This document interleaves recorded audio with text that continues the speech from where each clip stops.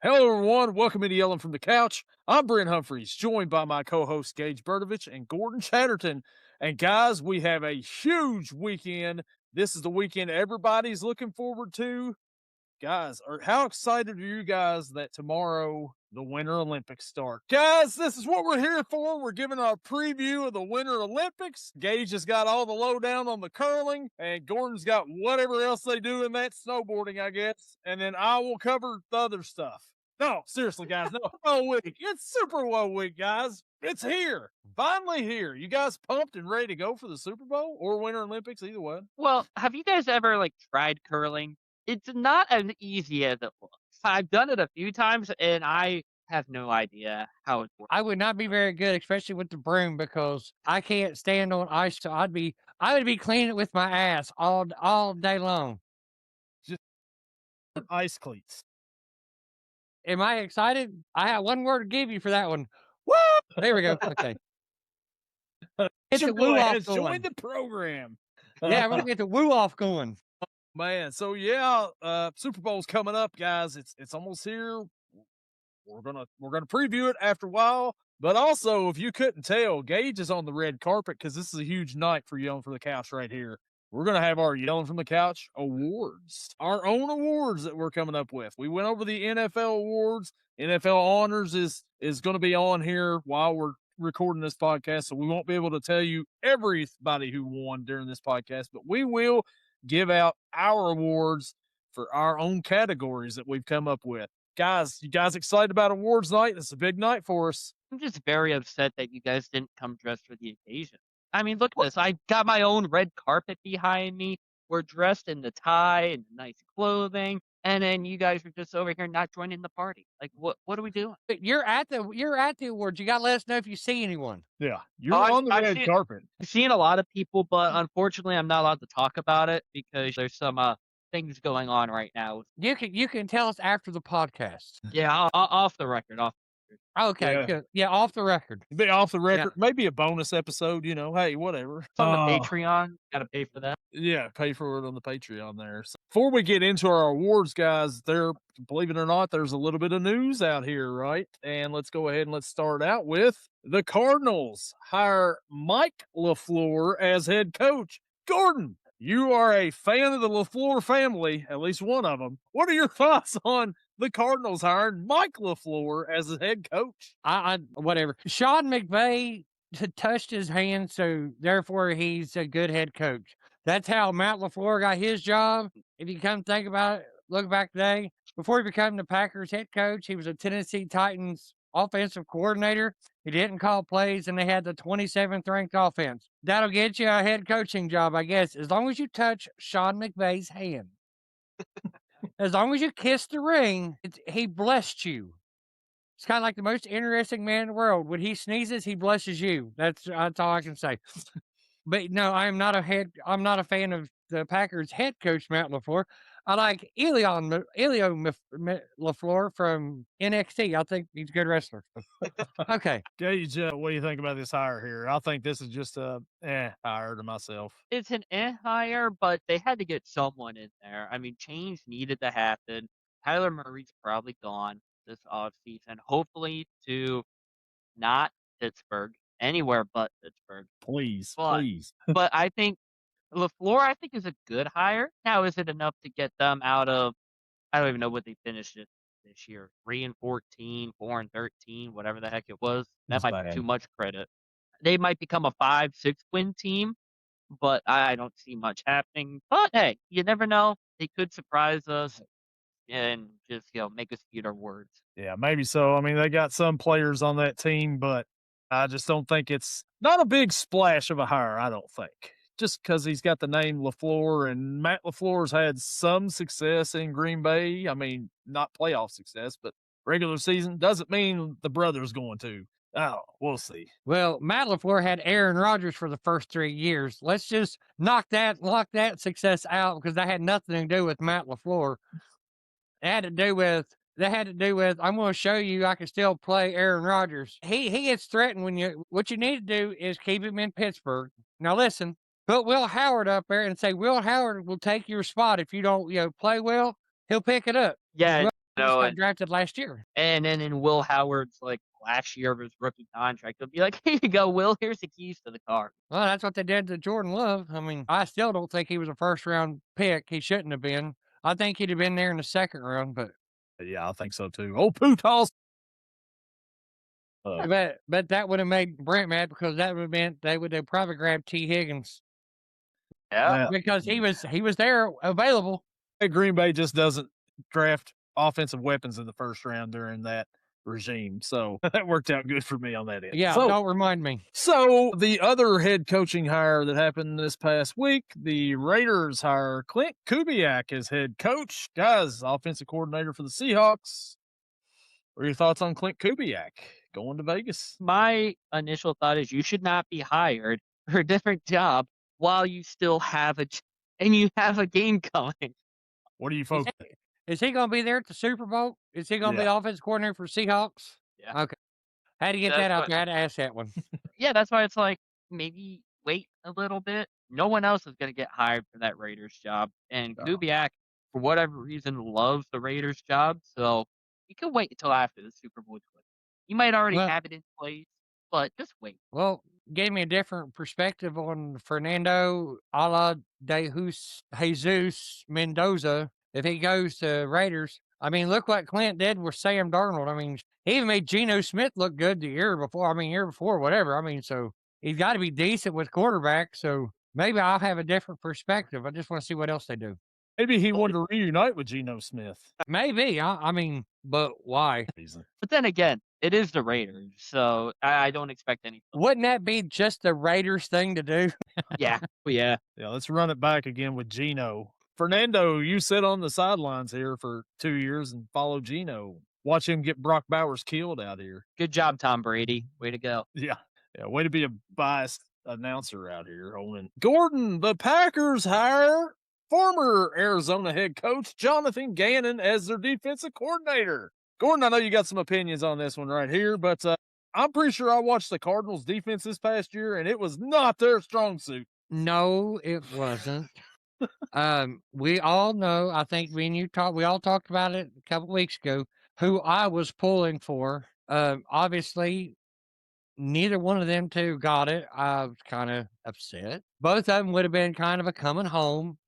You know, I know he wasn't bad before whenever he was a defensive coordinator somewhere else. Hopefully, Micah Parsons can help cover up his deficiencies because they didn't have no pass rusher at Arizona. So, but when Parsons on the field, a couple of other pass rushers look a lot better because they're not getting doubled. Parsons goes through triple teaming, still gets through, and the other guys have trouble breaking one-on-one.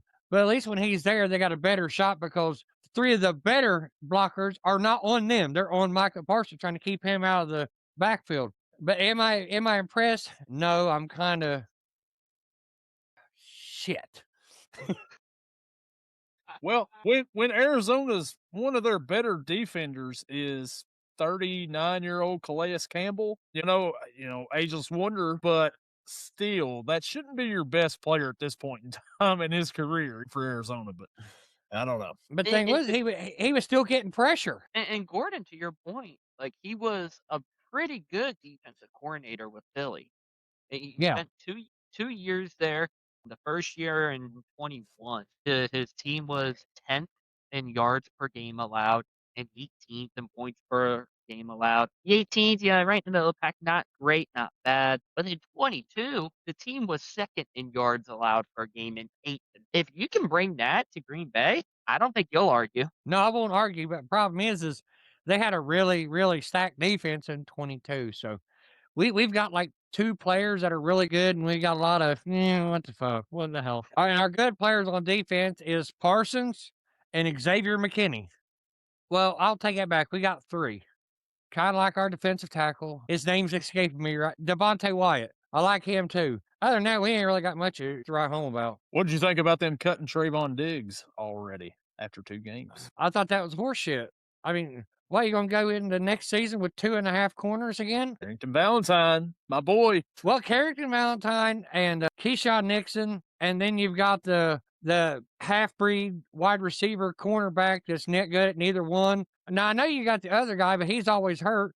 The one you replace the injured guy for another guy that's always injured. It's kind of a wash. It's kind of like, what the hell? Nate Hobbs? Well, when you say you have a half breed, of a corner and a wide receiver, I didn't know you guys got Travis Hunter. Congratulations. No, we got Bo Melton. I said he's not very good at neither one. Hey, you say tomato, I say tomato. You say Bo Melton, I say Travis Hunter. They're really one and the same. Travis Hunter's just a little bit better at one than Bo Melton. Just a Probably little better bit. both. Yeah, well, I was just trying to be nice for once. So we'll see how it all turns out for the Packers defense. But Gage, going to your team here, the Pittsburgh Steelers hire Brian, that guy, as the offensive coordinator. You want to go ahead and give me the name there? Angela Chio, maybe? Angela Chio, I'm good with that. I really have no idea either. Yeah, Vikings. Hella Chio.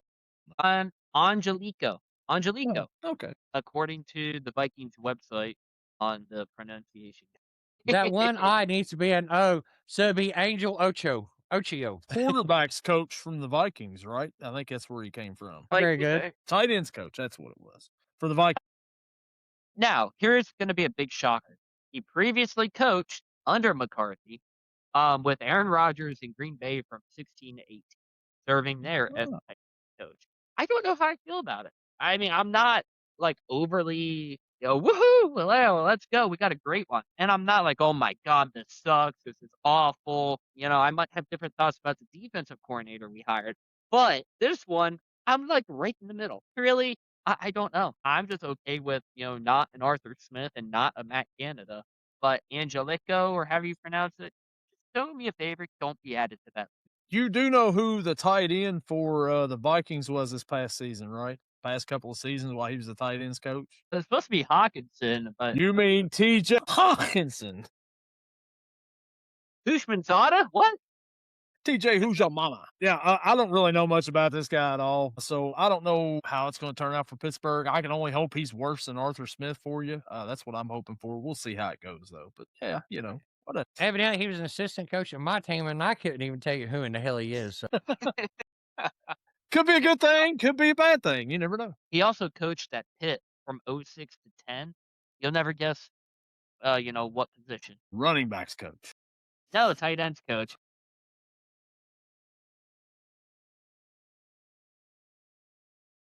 Line coach. Coach the punter. He's the kicking coach. That's the little bit of news we've got there football-wise, but I wanted to bring this one up here real quick.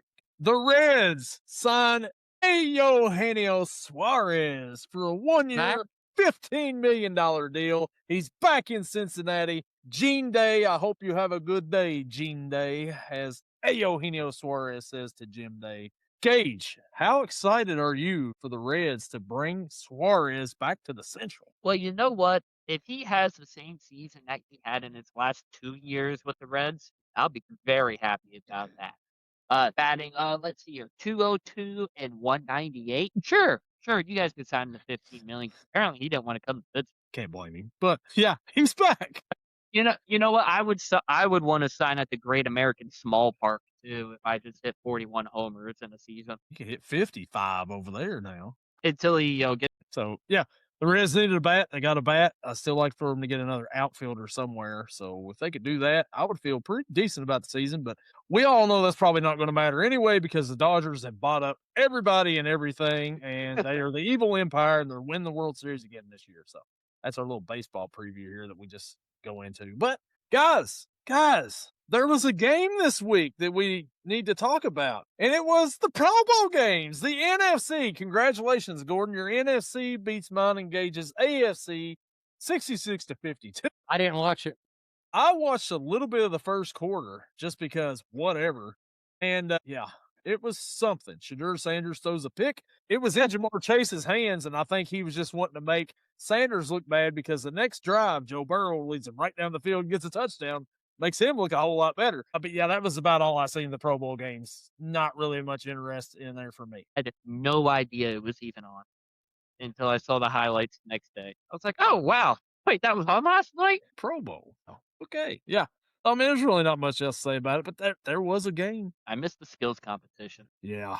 Was it just the Pro Bowl this year? There was no skills competition? When are they just going to do away with the Pro Bowl? I mean, I don't think you have to. I mean, you have 2 Cleveland Brown quarterbacks on that team, and they rightfully deserve it. Whoa, Kevin's whoa, whoa, whoa, whoa. Joe Flacco representing the Bengals, okay? basically a Brown.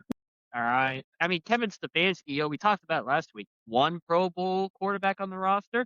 He actually had 4 Pro Bowl quarterbacks on his roster. Shedeur Sanders, Joe Flacco, Tyler Huntley, and Deshaun Watson, all Pro Bowlers throughout their career. So I don't know why Stefanski couldn't get it done. That's why he got fired. I mean, I see why he got fired now. You got 4 Pro Bowl quarterbacks, and you can't do anything with them. Gone. I Don't got a blame feeling Cleveland at all. Kyler Murray's not going to go to Pittsburgh. He's going to Atlanta to be with Kevin Stefanski to be a Pro Bowl quarterback. He could go down there. Yeah, him and Kirk Cousins and Michael Penix fighting for that spot. I heard Minnesota was going to bring Cousins back for a year. Wouldn't that be something? Wasn't this also the same team we heard that they would trade for Joe Burrow? Here we go again. I still see this stuff online. Like some podcaster out here, another podcaster, not a credible source like us here on Yellin From the Couch, comes out and is like, yeah, I mean, the Vikings could trade J.J. McCarthy and I forget who else and 2 first rounders and bring in Joe Burrow. Shut up, man. Here we go again. Bring in Kirk Cousins. Bring him back. You're not getting Joe Burrow. Be done with it. Be done with it. All right. So that is going to lead us now into, we still got our Super Bowl pick to pick here in a little bit, but it's time to get to the awards, fellas. It's what we've all been waiting for right here. The 2026, I guess 2025 season, Yellin From the Couch Awards. And let's start it out with the first award, and that would be the Kyle Pitts Award, awarded to the man that we think has the most potential in the league, but just never does live up to it. And Gordon, I will let you go ahead first. Give us your Kyle Pitts Award winner. Well, the obvious pick would be Kyle Pitts, but I'm actually going to go in a different direction. I'm not going to go with Kyle Pitts. He had a couple decent games, of course. So did Kyle Pitts, but I'm taking Marvin Harrison Jr. as a Kyle Pitts Award winner this year, 2026. So far, you got 1 clap for the award, Marvin. All right. Gage, who is your Kyle Pitts Award winner? Funny enough, I had Marvin Harrison Jr. written down first, and then I changed it about 15 minutes ago. This is a guy who every year it feels like he's going to be the number 1 receiver on his team, and every year he fails to be that guy. Or he's the number 1 receiver, and it just awful stats because he's on a pretty bad team. He had 1 good season, and that was last year. That was over 1,000 yards, and a lot of it was due to having good old Joe Flacco at quarterback. My award winner for the Kyle Pitts Award goes to the Cleveland Browns wide receiver, Jerry Jeudy. This man, 50 catches, 602 yards, 2 touchdowns. Worse numbers than the award that this, the man this award is named after. Like I said, only 1 season over 1K yards, 6 seasons in the league. And it feels like every year, you're doing your draft and, Jerry Jeudy's right there. He's going to be the number 1 guy this year. And he's never that. I like it. I like both of these picks right here. Never really thought much of Jerry Jeudy because he's in Cleveland, I guess. I don't know. But Jerry Judge Jeudy, I like it. I like the pick. But I wrote down what my pick was before. We didn't talk about any of these beforehand. Kyle Pitts Award. You would think Kyle Pitts would win that, but I'm with Gordon here. I'm going Marvin Harrison Jr. because the first 2 years so far, it's like this guy's got all the potential in the world. I mean, every time we break down a Cardinals game on here, we mention Marvin Harrison Jr. and what a stud he is. And it may just be the system he's in. It may be who's throwing to him, but something's just not clicking for him yet in Arizona. 41 catches this year, 608 yards receiving, and 4 touchdowns in 2025. Marvin Harrison Jr. is my vote, my pick for the Kyle Pitts Award. How do we have the Kyle Pitts Award and no one picks Kyle? Because it's too obvious. Yeah, maybe next year he can come and get the Kyle Pitts Award, but for the inaugural winner, it's like Marvin Harrison Jr. and Judge Jeudy. Next year, if the guy that plays for my team has another absent season like he did this year, he'll definitely be not first round draft pick. And it was, first round draft pick and no touchdowns and very few catches. Oh, my team is going to get to a fucking award next year. It would change his name to Matthew Bronze after this. Yeah. Or he scores like 12 touchdowns next year and we call him the gold. Oh, man. That would be way better. Well, so our first award is in the books. Now let's go to our second award of this program here, and that would be the Drama King Award, awarded to the player that has had the most off-field drama, maybe some on-field drama this season. Gage, I'll let you go ahead first and tell us who is your Drama King for this season. So originally I went with DK Metcalf because of, punching a fan and everything like that. But I told myself I'm going to stick away from picking any Steelers for any of the weeks. So I went to the other side of Pennsylvania and went to Philly. And, give me A.J. Brown. This guy has had last year, this year, so many problems internally with the team. Him and Sirianni got into it on the sideline here. I want to say it was in last game, maybe the game beforehand. Him and Hurts, you can understand that there's a lot of tension going on there. And there was a thing that came out on Bleacher Report today saying that all sources point to Brown and the Eagles split up this offseason. So that's why I'm going with A.J. Brown. Speaking of, before I get to Gordon's real quick, you just mentioned Hurts. Did you see where they tried to do a tush push in the Pro Bowl game with Hurts as a quarterback? No, but I'm not surprised. Gordon, who is your Drama King for this season? Well, me and Gage agreed on this one. I actually went with A.J. Brown. I'm just kidding. I was reading my book. There's a few games where he read more pages than he had catches. There's one game he read one page, and I don't think he had a catch in that game at that point. So yeah, give me A.J. Brown whining about I need to get the ball to win, and when he got the ball, they didn't win. He said we need to find more ways to win. Then I need to get the ball to win. Well, you got the ball and you still didn't win. So A.J. Brown, Drama King of the Year. Well, think about it. Last year they ran Saquon to the Super Bowl, and he's like, I need more catches. That was fun, but I need my stuff. And when he got his stuff, so a lot of drama there. I like the A.J. Brown pick. I do like the DK Metcalf pick too because of all that. But I'm going somebody that's not on a team, maybe somebody that owns a team. And let's go with Dallas Cowboys owner Jerry Jones and all the drama that he caused this year, especially at the beginning of the year, trading one of your star players because you were too selfish to pay him, even though you're a multi-billionaire, Jerry Jones. And then all the interviews he gives like throughout the season, like, dude, like every week he's got his own call-in show, I think, in Dallas every week.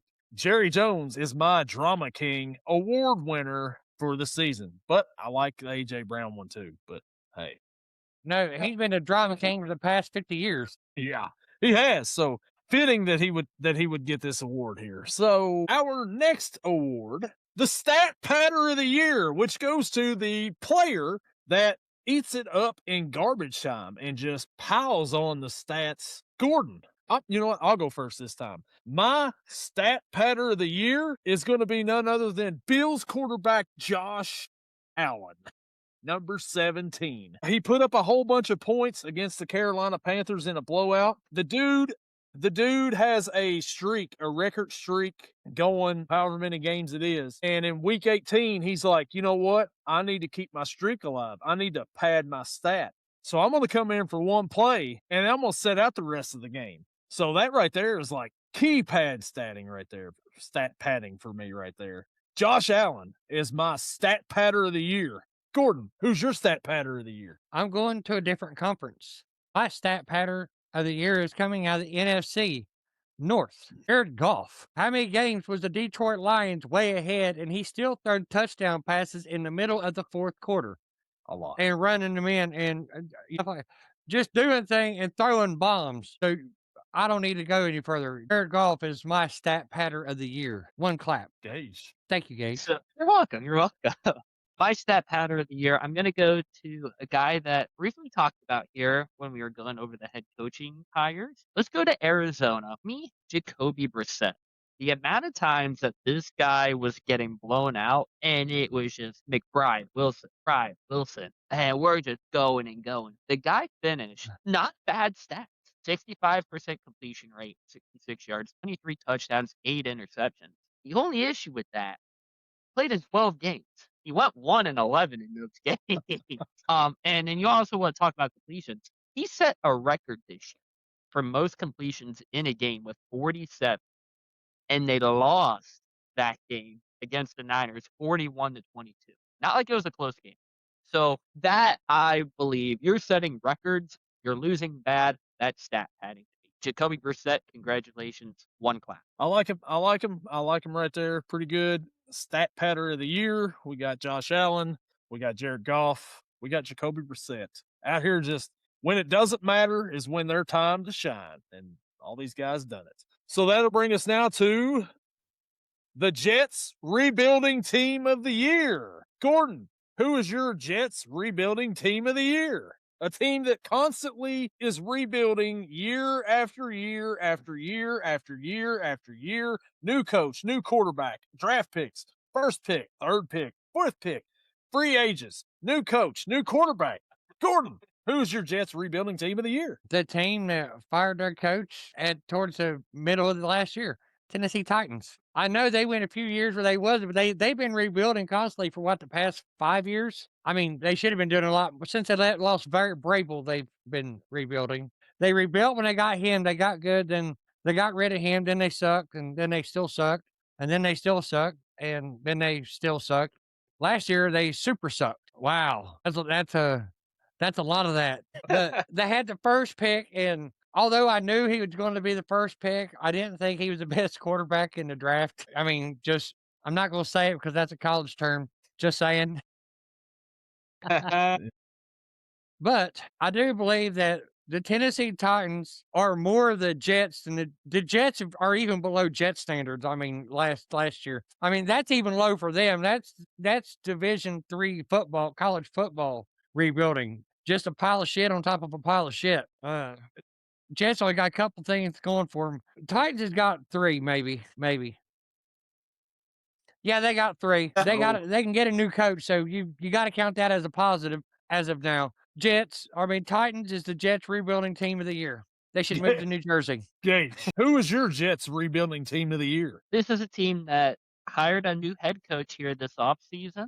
They got a pretty young quarterback. They got a good wide receiver, and they got a guy who will run through a brick wall for you at running back. Not much else, but that's what they got. High draft pick this year. We're going to the New York Giants. Feels like they've been bad for a while. They're constantly rebuilding, getting rid of quarterbacks, getting rid of other skill positions, getting rid of players on defense, bringing players in, drafting players, firing the coach, hiring the coach, all for who knows what. You're in a tough division with Philly and Dallas and even Washington. It's going to take a little more than just bringing in Harbaugh. So my Jets rebuilding team of the year is the other New York team, the Giants. All right, so we got the Titans, we got the Giants. My Jets rebuilding team of the year. It's time for me to play heel to our fellow AFC North competitors. And I'm going the Cleveland Browns as my Jets rebuilding team of the year because they've been rebuilding since they've come back in 1999. Made a couple of playoff appearances. They've got Shadur Sanders. How many quarterbacks have they added to that jersey since they've come back? 41 starting quarterbacks. It's a constant rebuild year after year after year. They've got something on defense. They can't figure out anything on offense. And they really haven't been fun for a while on offense. Cleveland Browns going to get a top pick here again. We say that every year because they do. I mean, I can't remember the last time they picked in the 20s. I mean, that one year they went to the playoffs, I guess. Yeah, the one year they went to playoffs and won a playoff game. Yeah, that's the only. Baker Mayfield was the last one to do that, wasn't he? Yeah, Baker Mayfield. They won. They beat. Before that, it was Derek Anderson. It was Derek Anderson. Yeah. Yeah, Derek Anderson took them to the playoffs once. It was Tim Couch back in the day. Once in 2002. Anyways, the Browns are my Jets rebuilding team of the year. All of these teams we just mentioned, constantly rebuilding. And I'm sure they'll probably constantly suck. I'm sure they'll be rebuilding in the next year when we do these yearly awards again. Easy for you to say.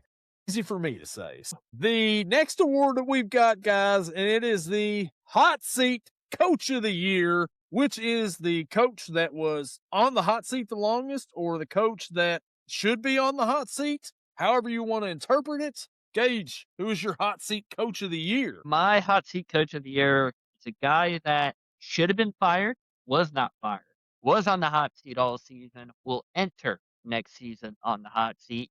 We're going to make one person on this podcast happy. Let's go to Cincinnati and take Zach Taylor. Now, resident Bengals fan on this show has told us many times how he thinks Zach Taylor should be gone. I feel like we owe 1, 2, maybe 3 weeks. You had a billboard background, and one of the sentences on it was fire Zach or fire Taylor, fire Zach Taylor, something along those. Save Burrow. Save Burrow, fire Zach. Or dude. It just feels like a bomb waiting to explode at the head coach position in Cincinnati. So, Hot Seat Coach of the Year, Zach Taylor, congratulations. I'll go ahead and go right here. My Hot Seat Coach of the Year, I'm going to the AFC North, and I'm going to say Cincinnati head coach Zach Taylor is the Hot Seat Coach of the Year. This man should be on the hot seat for the injustices that he has brought upon the Cincinnati Bengals Houday Nation for the past few years. When you've got one of the top 5 quarterbacks in the league, you've got maybe the best wide receiver duo in the league, and you can't get them to the playoffs. So, Zach Taylor, you, sir, are on the hot seat, and your seat should be very hot come next September when kickoff begins. Zach Taylor's my Hot Seat Coach of the Year. Gordon, who you got? There's 2 claps for Zach Taylor. He was my runner-up. Zach Taylor was my runner-up. But my Hot Seat Coach of the Year is Dan Quinn from Washington. Okay. Because, boy, did they suck last year. Don't get me wrong. I understand you didn't have your quarterback, but you had a quarterback that played a very similar style to the one you lost. And it looked like dog shit. So it couldn't look much better with the starting quarterback unless he did everything. Well, wait a minute. He did just about everything the year before that. Never mind. But still, yeah, you need to adjust your game plan when your backup's going in. And it looks like his adjustment was, well, let's take about 3/4 of that playbook out and let's run him with the generic garbage here in the middle. That's just terrible coaching. And, I mean, come on, he's had a history of terrible coaching. He was the head coach of the Atlanta Falcons when they lost a 28-3 lead in the Super Bowl. Yeah. That can't be good. I watched it. Oh, my God, that was horrific. So Dan Quinn should start off this season along with Zach Taylor with a barbecue underneath their ass. I like it. I like it a lot. So, Hot Seat Coach of the Year, Zach Taylor, Dan Quinn. And that'll bring us to our next category we've got here, and it's the Questionable Player of the Year, which means it's the player that's always on the injury report every week. He's questionable. Will he play? Won't he play? Who knows? Because he's always questionable. I'm leading this off, and I'm just going to say I had listened to 16 weeks of Gage's who's been injured on Gage's fantasy team. One name was brought up. I bet you if we went back and looked at the tape, in all 16 weeks, and that is Minnesota running back, former Green Bay Packer, Aaron Jones is my questionable player of the week because he was always questionable. That's my pick. Gordon, who is your questionable player of the year? I had the same logic because Aaron Jones Sr. was on there. I had him on my fantasy team, but I could never start him because I never knew if he's going to be playing or not. So, yes, I had Aaron Jones Sr. as a questionable player of the year. What was it? His calf and shoulder and neck and back and hip and mentality. I mean, what it was, it's a lot of things. So 2 claps for Aaron Jones Sr., questionable player of the year. Gage, who's your questionable player of the year? Guys, I feel like we're going to have to rename this award here. We're going 3 for 3. I'm going to go to Minnesota Vikings backfield. Give me Aaron Jones Sr. for questionable player of the year. This man, I could never put him in the starting lineup until 12:50 Sunday afternoon because that was the only time I knew whether or not he was playing. Now, Brad, I know you said weeks. He was on the injury report. I think the first week he was fully healthy, so only had to go through 15. So The Aaron Jones Award goes to Aaron Jones. 3 for 3, 3 claps for Aaron Jones. I think week 9 he was on it twice, so I'm counting that as 16 weeks. It seems like you might as well have been. But anyways, yeah, Aaron Jones. It's going to be renamed next year, the Aaron Jones Award. I mean, it could have been the Christian McCaffrey Award or the George Kittle Award. They were always questionable, but McCaffrey didn't miss a bunch, and he wasn't on the injury report as much as usual. But Aaron Jones was there every week, by God. So the next one we've got here, and let's go to Missed It by That Much, Worst Kicker Award. And Gordon, I will let you go ahead and start here with who is your worst kicker this season? The worst kicker award for me is a guy that actually they keep saying, they always say, well, the missed kick isn't the reason why you lost the game. Well, when you lose a game by 4 points and you missed 8 points worth of kicks 3 times and you lost the 3 games by 4 points or less, yes, your missed kicks caused them to lose the fucking game. The missed kicker missed it by that much. It's Brandon McManus from the Green Bay Packers, my team. Missed. I mean, if you want to look, go back and watch the replay of the Packers and Bears game in the playoffs. They lost by 4. He actually gave them hope by constantly missing friggin' kicks. He missed 8 points worth of kicks in that playoff game, and they lost by 4. All right, Gage, who is yours? He's got Brandon McManus. Who you got? So I'm actually going to give us 2 answers here because I originally misunderstood the assignment on this award here. I did not interpret that this award was the worst kicker. Might have been the hostess' fault there that sent you the wrong thing, but hey, he may have forgot some details, but we're here now. So my award for worst kicker, I'm going to go with Gordo here and also say Brandon because he's just been bad. However, I would like to say the thing that I originally had down. So when I hear missed it by that much, I thought it was like, a team that so close to winning this game, but there was just that one thing that, really screwed them up and they missed it by that much. We're going to go to Caleb Williams in the Chicago Bears. Cam Curl picking off Caleb in overtime of the divisional round, leading the Rams to go down and winning the game. Caleb Williams, Chicago Bears, you guys missed it by that much. And Brandon McManus, you missed it by this much. So my pick for worst kicker is also going to be Brandon McManus because of that Chicago game. Like, that is like, you can't miss him in that point. It's the playoffs, dude. You cost your team a game because you sucked. And what was that? Peyton Manning called Mike Vanderjagt back in the day because he missed a few kicks that cost Peyton Manning playoff games, and I think he referred to him as his idiot kicker. I'm pretty sure maybe Jordan Love and the boys are thinking the same thing about McManus right about now. So, Brandon McManus, congratulations. You are the worst kicker. Young Hoku was also pretty bad this year, too. Not Young Ho. Young Wei, sorry. Same thing.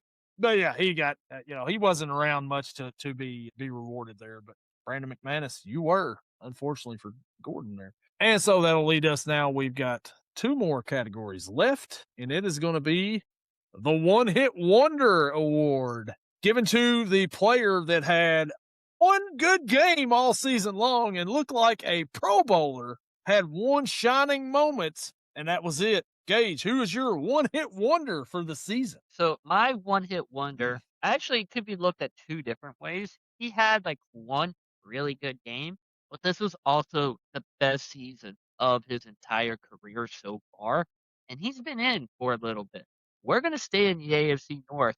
Cleveland Browns, congratulations, you have a second award winner here. On the defensive side, Devin Bush, 3 total interceptions, 2 pick sixes, 125 total tackles. Only the second time in his career he had triple-digit tackles. First time was his rookie year in 2019.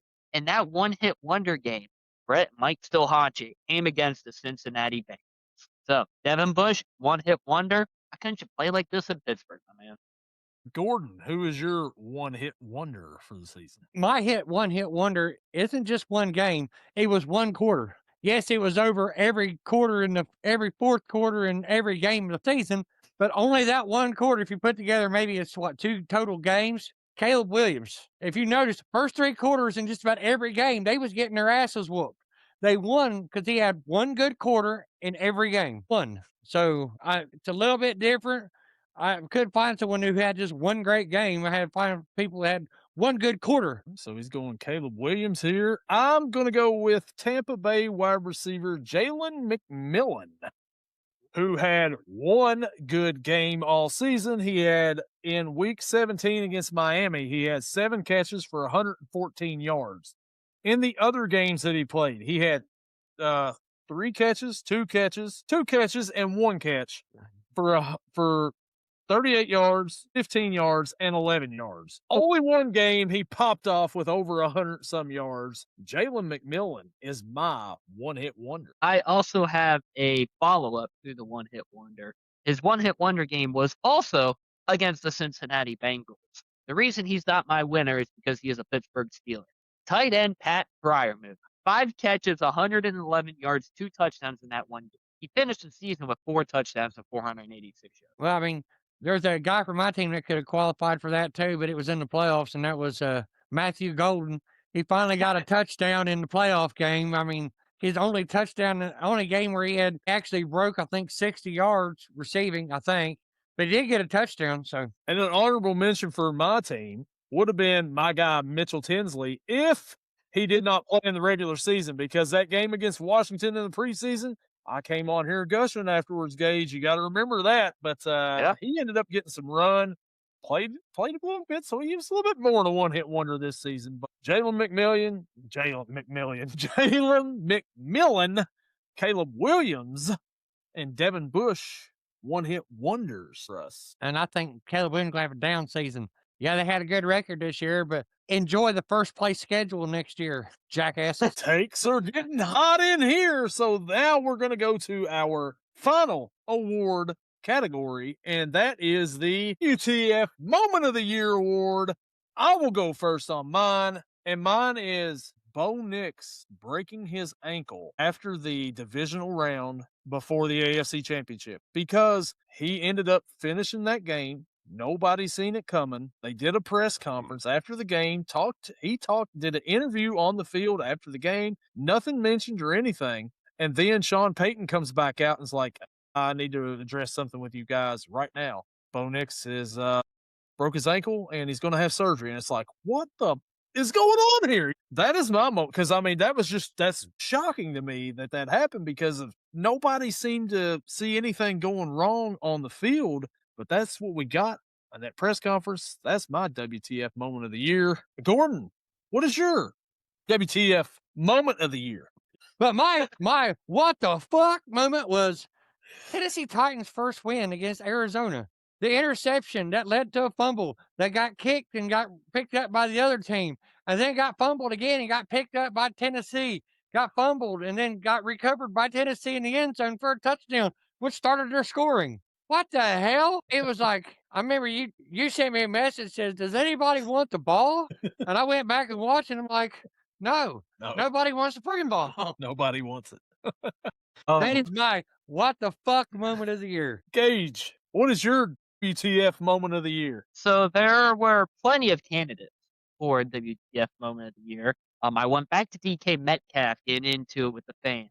I went to Caleb Williams backpedaling, throwing a touchdown to Cole Kmet in the back of the end zone. Don't bring it up again.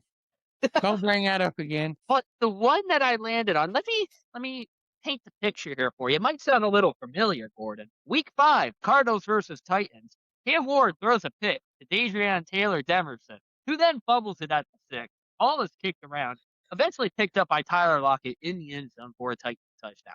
I can't believe we picked the same UTF moment of the year. Well, it was unreal. It was an unreal. It's like, what the hell's going on? Yeah. It looked like a damn circus in the middle of the field. And at that point of the season, we still thought maybe the Cardinals have got something here. And then the Titans come in, you're like, the Titans team are just absolutely horrible. And then that play happens, and you're like, both these teams absolutely suck. Sorry, we messed up on our preview. Also, another candidate for WTF moment of the year was before the trade deadline, and the Cincinnati Bengals acquired a new quarterback in Joe Flacco. I believe the reaction on this podcast was WTF. And another one, a trade before the season started. The Cowboys trading Micah Parsons to the Packers was a Yeah. WTF moment as well. But that was in a good way in this direction. Like, what the hell, really? Woo! Yeah, right. So there's several of them that we could just go through here of WTF moments of the year. But the Cardinals, Bo Nix breaking his ankle, all those things are just like, This season was full of them. And Yeah. some of the games would have qualified as well because Yeah. teams that shouldn't have lost got whooped, and you're like, what the hell? So that is our awards for this season. We've done it, guys. We've made it through the awards part of the program. Now I guess it's time to get down to business, and that would be Super Bowl 60. The Seattle Seahawks, the New England Patriots. 6:30 on NBC or Peacock. Seattle is a 4.5 point favorite. Gordon, who you got in the Super Bowl? Can I get a woo out? Okay. Yeah, we did a woo off last week off camera, and I was trying to get started again. It's not working. Anyway, I kept seeing on today, they said likely, which one would be more likely? Seahawks blow out the win by blowout or the Patriots win the Super Bowl? I don't see the Patriots getting blown out. They probably could, but anything can happen. I just don't see a Mike Vrabel team getting blown out like that because they play fundamentally sound. They don't make a lot of mistakes. You actually going to have to beat them. They're not going to make mistakes and give away. I got to know the Seahawks are going to win, but I can't go against New England on this one. Give me New England by this much. By May, I mean it's going to be a make kick at the end to take the lead.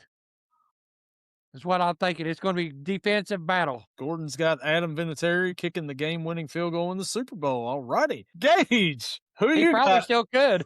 Who do you have in the Super Bowl, Gage? Who's your pick?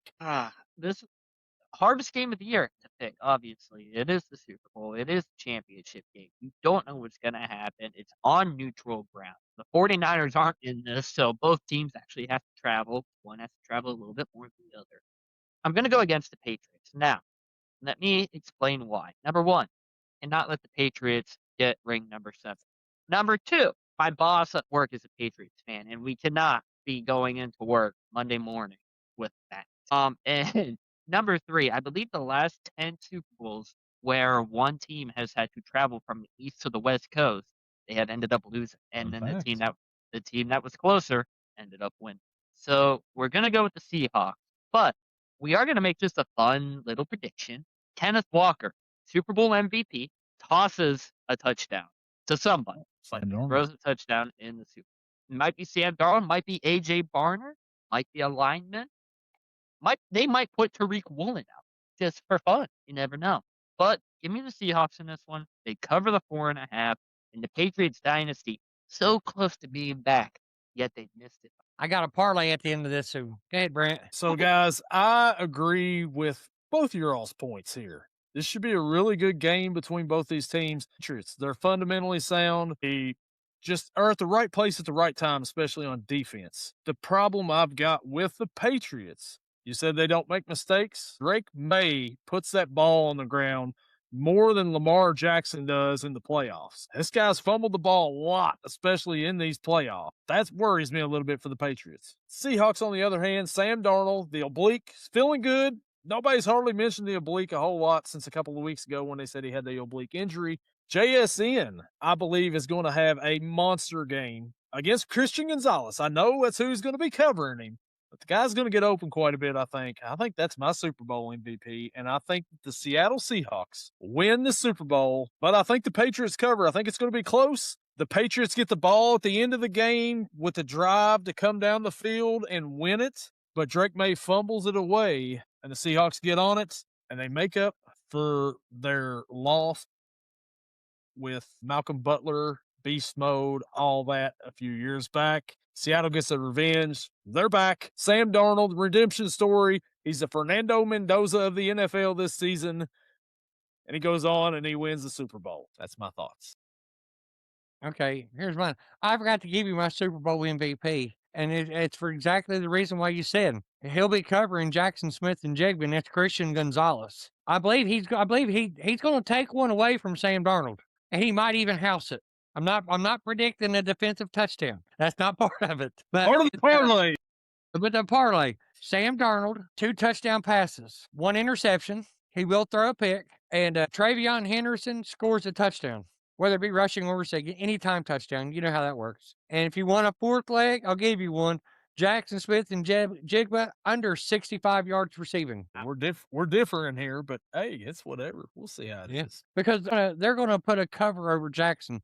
He's not going to get deep. And Christian Gonzalez is a good corner. He's not going to be able to burn him anyways. Even though he's from Ohio State University and one of my favorite receivers, I just don't like the team he's on. I hate that cheating name. So I don't know why you call them cheating when the Patriots cheat. Literally cheated that whole time. What are you talking about?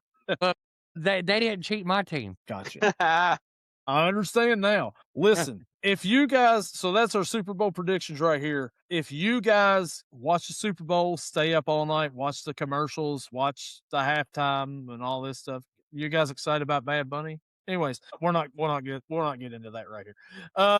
So if you all stay up all night for that and everything, and you wake up the next morning and you're not feeling so well, you're tired, you're a little foggy, you're maybe hung over a little bit. If you need a little pick-me-up, may I suggest going to W.GG and using the promo code Yellin.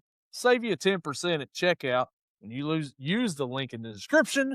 Gage, what do you got in your W Cup right now? Yeah, W is actually my winner for sponsor of the year, energy drink of the year. We currently have Blue Raz in the cup right now. The best. Getting through the Blue Raz tub. We're still working on the strawberry margarita one. We got a few other flavors potentially coming in soon.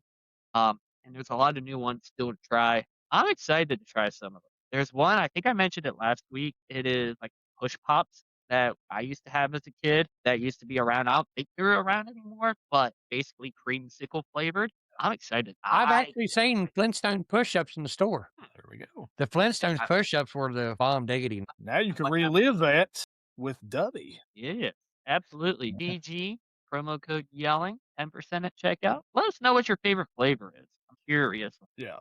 I like Blue Raz. Grandpa's denture water sounds strange, but still pretty good. I'm curious about the s'mores. I think that may be my next purchase is the s'mores there, but I'm curious about it too because you make it with milk. Energy drink doesn't sound. Yeah. Doesn't stay away. Have to stay away from that one. I would. I'm just a smidge on the lactose intolerant side. So yeah, go there, check us out. BW, be better. All right, guys. So that brings us to right here. Anybody, do y'all have anything else you want to add to the awards program or the Super Bowl talk or Red signing Suarez or anything of the sort? He'll probably bat about 280, but he'll be injured quite a bit. So it'll be kind of like batting a 200.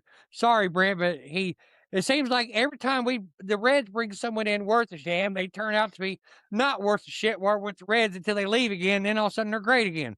That's just how it works. It's like people get allergic to playing well when they come to Cincinnati. I'm a Reds fan. I watch a lot, and you know it, Brent. So that's the only baseball team I actually watch. Fair enough, Gordon, but I'm trying to be positive here. I think the last good one we had that come in and he played decent somewhere else, but he actually played good for the Reds, which was weird. That Scooter Jeanette. He had 4 home runs in a game at Great American Ballpark one time. Yeah. Yep. They retired that Blatt. Yeah. So news in the past 24 hours from the Detroit Tigers. Oh. But not only that, you signed Framber Valdez, 3 years, 115. And then Tariq Skubal wins his arbitration case, which you rarely hear about. Yeah. And he's making $32 million this year. You have $147 million between 2 pitchers. That is insane. And his arbitration was what, $13 million more than what the Tigers were offering, and he won. It's like, oh, okay. Like, wow. Baseball needs a salary cap and a salary floor. Thank you. You said it. Definitely do. Need to get that in there pretty soon. But guys, this is the last podcast before the Super Bowl. Next time we hop on here, we'll have a new Super Bowl winner, and we'll see how it is. I don't want to make any promises, but I am going to drop a little teaser here. Next week, there's a chance we have a UFL player that will be coming into the show. He's a coworker of mine, and he got drafted to the Columbus Aviators. So everything works out. Gordon's You better fresh up on your aviator knowledge next week, Gordo. I'm really going to have to work because I haven't watched a single UFL.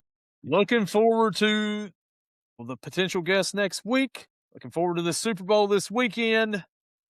And then, guys, it's over with after this weekend. It's sad. It's sad times around. Yeah, it is. And then I'm getting notifications over here. Myles Garrett, Defensive Player of the Year. Teteroa McMillan, Offensive Rookie of the Year. Christian McCaffrey, Comeback Player of the Year. That's what's been announced so far, at least in Well, we'll keep an eye on those awards and see how we did on our picks last week. And then we'll let you know how our picks was for the Super Bowl. Me and Gage going Seattle. Gordon going Patriots. We'll see how it is. Guys, we'll catch you all in the next one.